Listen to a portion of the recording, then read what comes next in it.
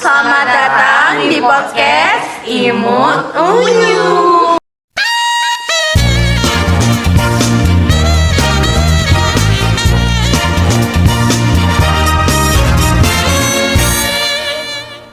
Selamat siang semuanya, gimana kabar kalian hari ini? Jadi podcast kami kali ini adalah untuk membahas sesuatu yang gak terlalu penting sih, cuman ya terlalu sering ada di lingkungan kita atau sering kita alamin sehari-hari. Jadi kami bahas FOMO. Ya seperti yang kalian kita tahu ya, FOMO itu ya sering dibilang orang itu istilahnya ikut-ikutan. Nah, gimana nih tanggapan kalian tentang FOMO ini?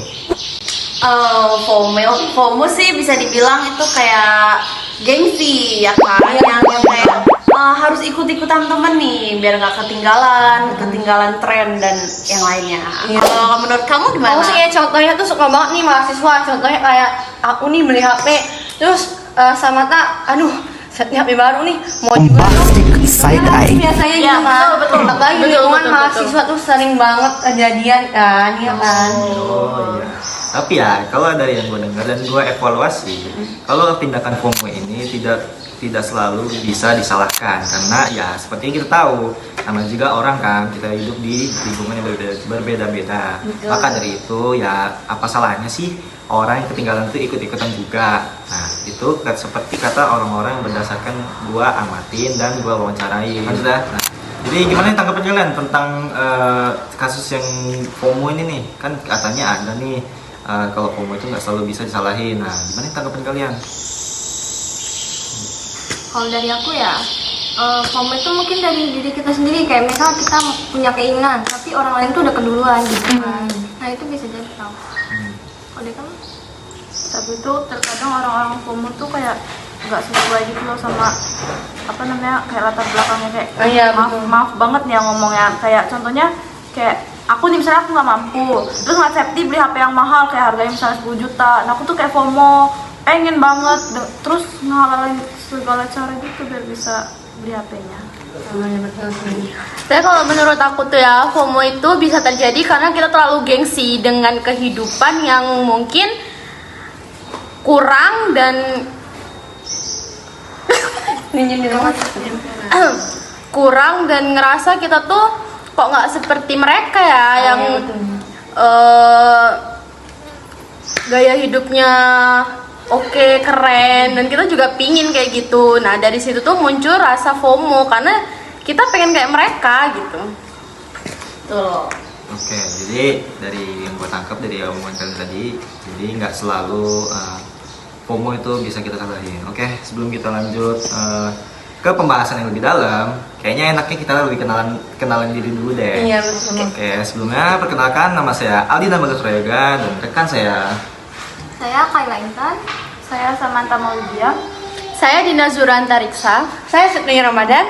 Saya Meldianta Dewi. Oke, udah kita bahas FOMO nih. Cuman kan kalau untuk kita bahas FOMO itu kita nggak bisa kita sangkut pautin ke seperti keep atau gaya-gaya hedon. Cuman kita ada hal lain nih yang bisa kita sebut FOMO kayak demokrasi. Nah, apalagi marak-maraknya sekarang ya, ada banyak. Kemarin tuh gue lihat di berita ya pas gue scroll TikTok, terus gue cari tahu kebenarannya, ada salah satu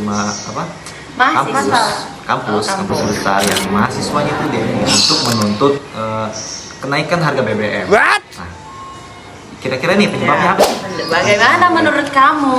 Kalau menurut aku sih ya, BBM naik tuh faktor utamanya ya pasti gara-gara harga nilai rupiah kita jadi turun kan, dimana kayak bahan pokok tuh jadi naik kan, dimana kalau bahan pokok naik otomatis transportasi juga naik, makanya itu BBM harganya bisa naik. Betul banget. Jadi kita sebagai mahasiswa, Aku mulai jenuh dengan semua ini. boleh lah ya Aku muak. memberontak akan hak kita ya buat BBM naik. Karena kan sebagai mahasiswa juga butuh kendaraan buat kampus, dan juga kalau BBM naik ya uangnya agak tebel ya, lebihan ya kan, uang pesangonnya kan, apalagi kan kita masih sama orang tua, jadi agak gimana kalau BBM naik. Kalau menurut kamu gimana?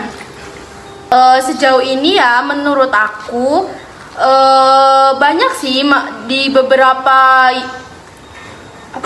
univ ya. Menurut aku sih ya, sekarang tuh ada di beberapa univ yang melakukan demo di beberapa gedung DPR, dan itu menurut aku pribadi kebanyakan orang FOMO karena dia hanya ikut-ikut untuk terlihat keren, Iya, betul. ikut demo.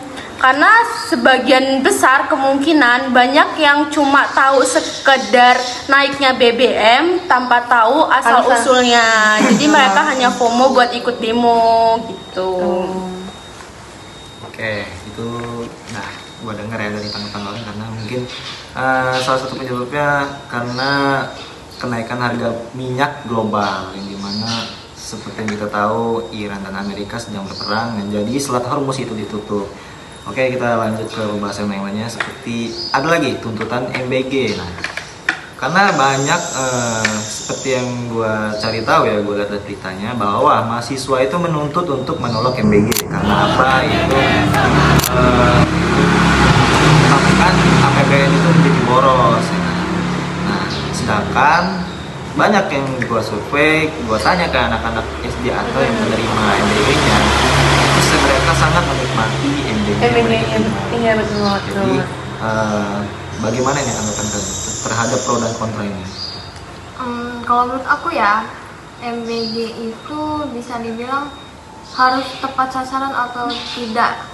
Karena banyak juga kasus MBG yang pada basi kayak Iya. apa namanya ikan lele cuma dimarinasi terus kita disuruh Goreng sendiri. Jadi Ada. jadi menurut aku sih itu kalau misal mau ditingkatin ya itu kebijakan lebih Itu jadi nggak higienis juga. Dan juga menurut kalian program MBG ini yang menyebabkan seperti yang kita tahu di demo atau bermasalah ini disebabkan oleh siapa sih? Karena banyak yang bilang ini entah dari pemerintahnya atau dari pengelolanya.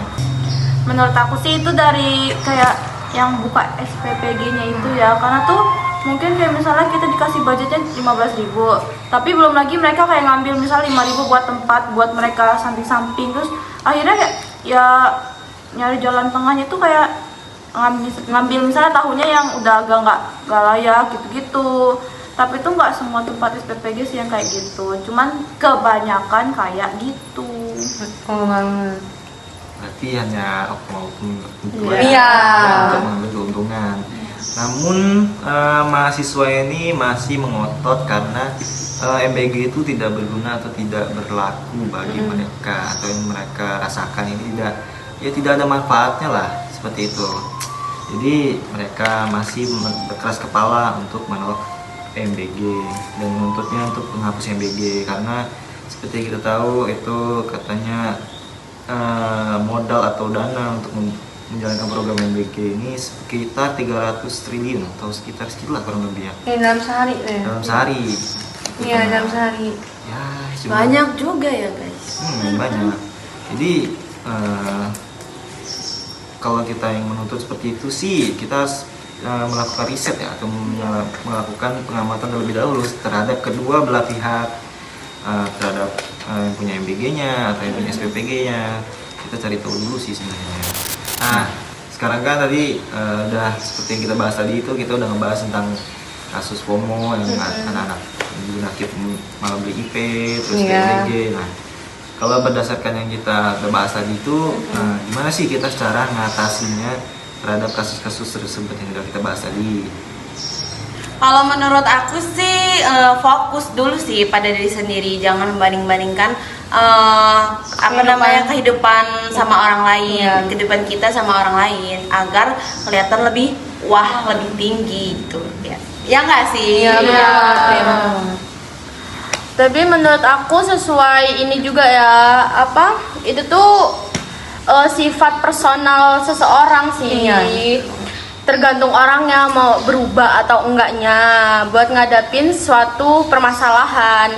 Kalau misal emang dari sendiri nggak mau buat berubah atau ngelakuin hal baik, mungkin itu tuh bisa sampai nanti sih sifat kayak gitu. Soalnya itu kalau sesuai sama diri kita sendiri, kalau emang dari diri kita sendiri nggak mau berubah, itu nggak akan bisa dirubah.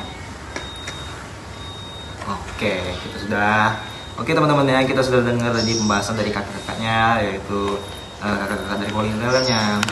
Berdasarkan topik pembahasan kita ini, yaitu membahas tentang FOMO dan cara mengatasi tadi sudah dijawab oleh Kak Dinar dan juga Kak Amel. Oke, sekian podcast kami kali ini. Semoga apa yang kami sampaikan dapat bermanfaat bagi kalian semua. Kami akhiri, selamat tinggal semuanya.